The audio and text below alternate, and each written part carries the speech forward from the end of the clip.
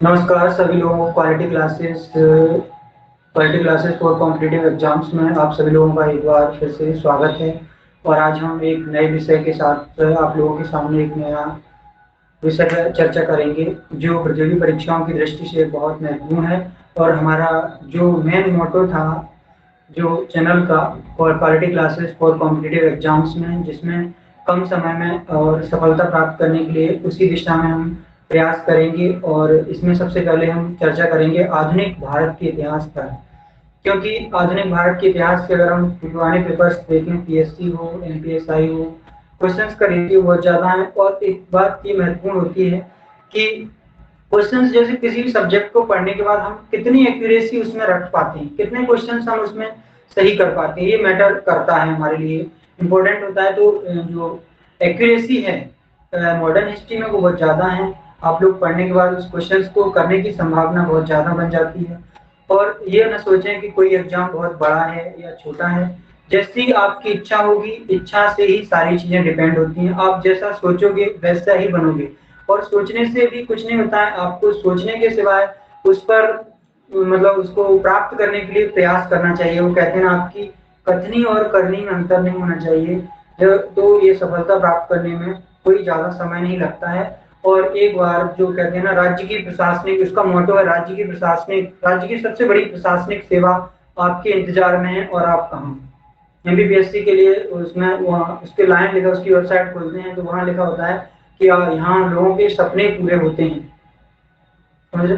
तो उस दिशा में प्रयास करें, बेहतर करें। अपने माता पिता की जो सपने हैं बचपन से, उन्होंने जब फर्स्ट डे आपको स्कूल भेजा था, उनके कुछ सपने थे कि हमारे बच्चे कुछ बनेंगे और बड़े होके कुछ बने।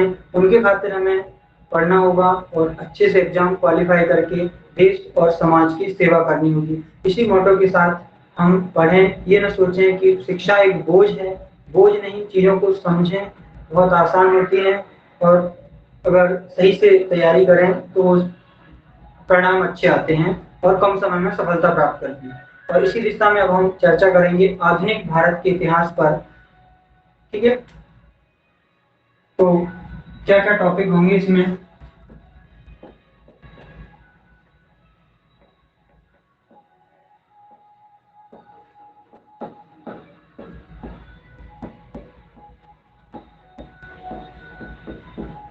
आधुनिक भारत का इतिहास, इसको हम चार पार्ट्स में पढ़ेंगे।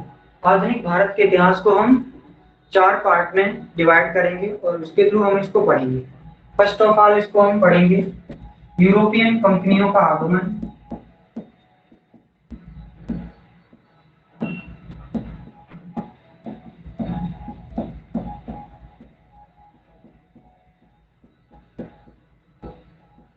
यूरोपियन कंपनियों का आगमन। दूसरा पॉइंट पढ़ेंगे बंगाल और उसके नवाब।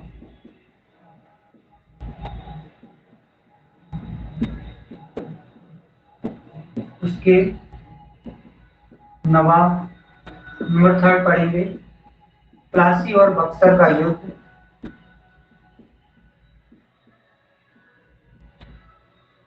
बक्सर का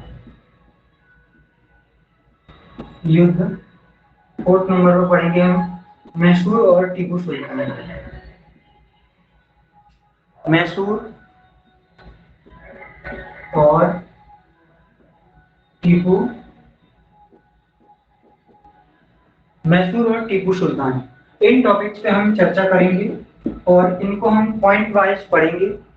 पॉइंट वाइज पढ़ेंगे, इसका आप नोट्स बनाते चलें चाहें तो। और मैं अपना लेक्चर शुरू करूंगा भी, और पॉइंट वाइज आप नोट करते जाना। तो ये आप नोट कर लीजिए, मैं आगे बढ़ाऊंगा उसको। वीडियो को वॉच करके आप लोग नोट कर लें।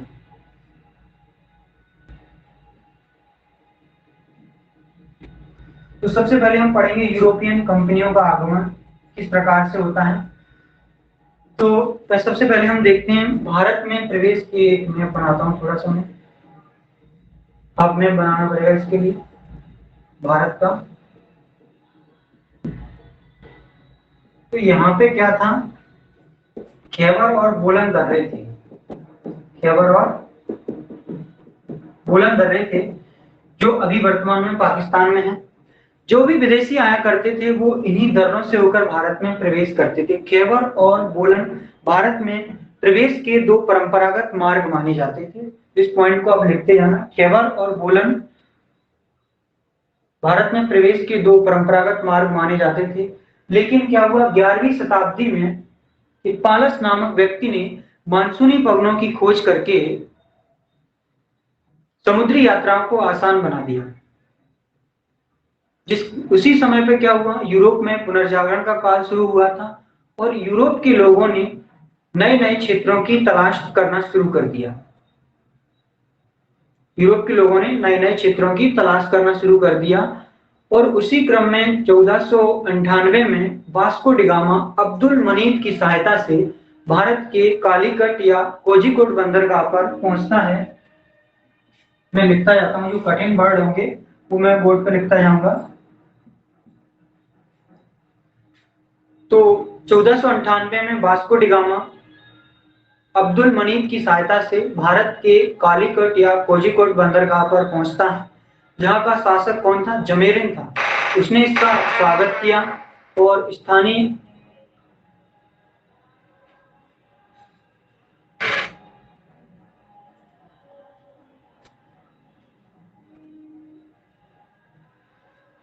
ठीक है। तो अपन ने सबसे पहले देखा था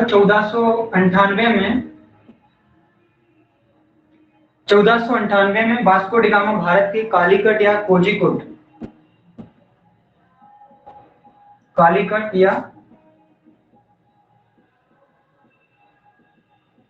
कोझिकोड बंदरगाह पर पहुंचा, जहां का शासक कौन था, जमेरिन था। उसने इसका स्वागत किया और जो स्थानीय अरब व्यापारी थे उन्होंने इसका विरोध किया। वास्को डिगामा का विरोध किसने किया, स्थानीय अरब व्यापारियों ने विरोध किया।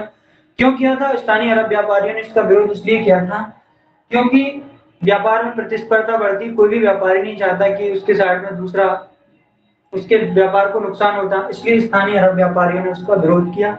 और वास्को डिगामा जब भारत से वापस गया तो वो यहाँ से क्या लेकर गया था, मसाले लेकर गया था। ये पॉइंट्स मैं बोल रहा हूँ, आप नोट करते जाना। वास्को डिगामा भारत से जाते समय मसाले लेकर गया और उसने यूरोप में जाकर 60 गुना अधिक धन कमाया, जिसके कारण पूरे यूरोप में भारत के विषय में चर्चा होने लगी। वास्को डिगामा पुनः 1502 में भारत आया।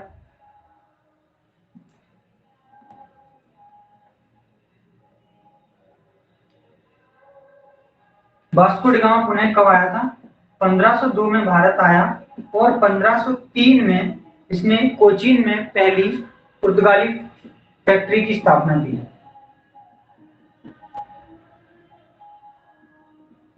कोचीन में क्या किया, पहली पुर्तगाली फैक्ट्री की स्थापना की। इसके बाद फ्रांसिस्को पुर्तगालियों का अगला गवर्नर या वायसराय बनकर कौन आया था, 1505 में Francisco de Almeida.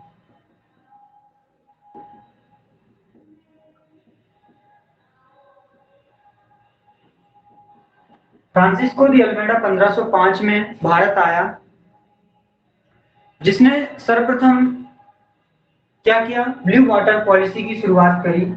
Francisco de Almeida ने क्या किया, ब्लू वाटर पॉलिसी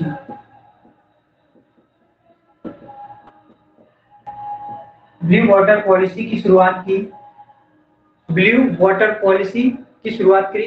इसमें क्या था, पहले जो व्यापारी आते थे वो सिर्फ एक व्यापार की दृष्टि से आते थे, लेकिन जब ये वहां से बन के आया गवर्नर या वायसराय फ्रांसिस्को दी अल्मेडा, तो इसने क्या किया, सबसे पहले सामाजिक एवं राजनीतिक एवं सामाजिक व्यवस्था के बारे में सोचना शुरू किया। राजनीतिक और सामाजिक, ये ब्लू वाटर पॉलिसी में था। राजनीतिक एवं सामाजिक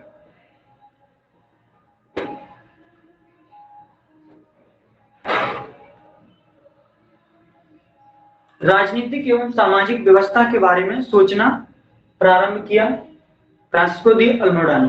लेकिन भारत में पुर्तगाली शक्ति का वास्तविक संस्थापक किसको माना जाता है, अल्बुकर्क, जिसने यूसुफ आदिल शाह को पराजित करके और गोवा को अपनी राजधानी बना लिया। ठीक है, इसके बाद हम बात करते हैं कि भारत में आने वाली जो शक्तियां थी उनमें सबसे पहले पुर्तगाली ही आए थे और सबसे बाद में 1961 में पुर्तगाली ही भारत से वापस गए थे। क्लियर यहाँ तक। अब पुर्तगालियों ने भारत में किस किस चीज की शुरुआत करी, क्या क्या दिया है उन्होंने। तो पुर्तगालियों ने भारत में प्रिंटिंग प्रेस शुरू की। इसके अलावा जो कास्ट, जो जाति शब्द है वो पुर्तगाली भाषा से ही लिया गया है। और इसके अलावा ठीक है, मैं नोट इस पे लिख देता हूँ बोर्ड में, ये कठिन वर्ड है।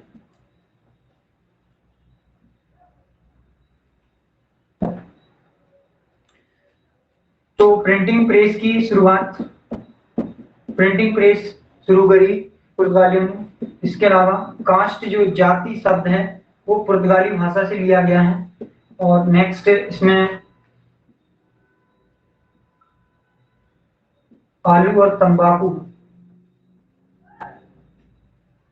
आलू और तंबाकू ही पुर्तगाली लेके आए थे।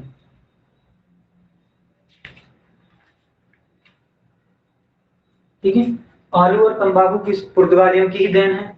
इसके अलावा हम बात करते हैं कि पुर्तगालियों की भारत में असफलता का क्या कारण था।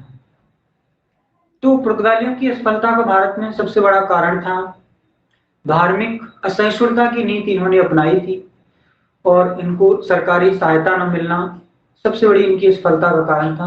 देखिए, कोई भी विदेशी भारत में जो आया था उन्होंने धार्मिक भावनाओं के साथ अगर खिलवाड़ की है तो वो यहाँ पर लंबे समय तक नहीं टिक पाया है। तो ये पुर्तगालियों के विषय में इतना है, आप लोग इसको कंप्लीट कर लीजिए, एक दो क्वेश्चन इससे आ जाते हैं। अब हम थोड़ा सा फ्रांसीसियों पे चर्चा करते हैं।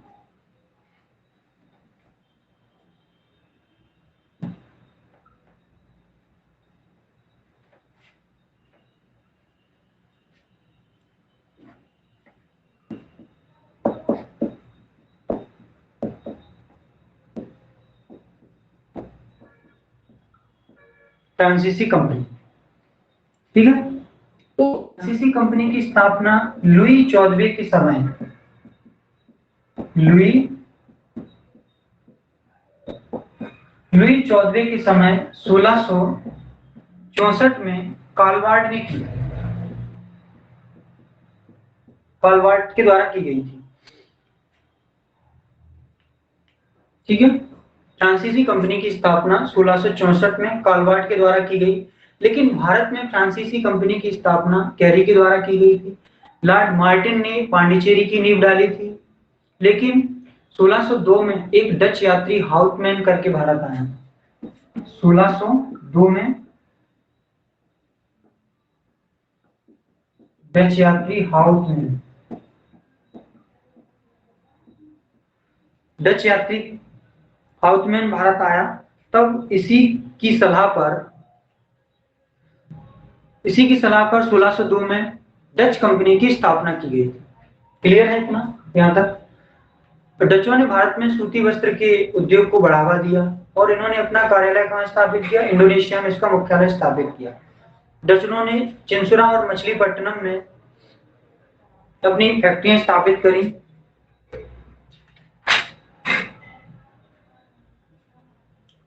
चिंसुरा और मछलीपट्टनम में अपनी बस्तियों को स्थापित किया। ठीक है, इसके अलावा भारत में डचों का जो पतन हो गया था वो पुरुष युद्ध के दौरान हुआ।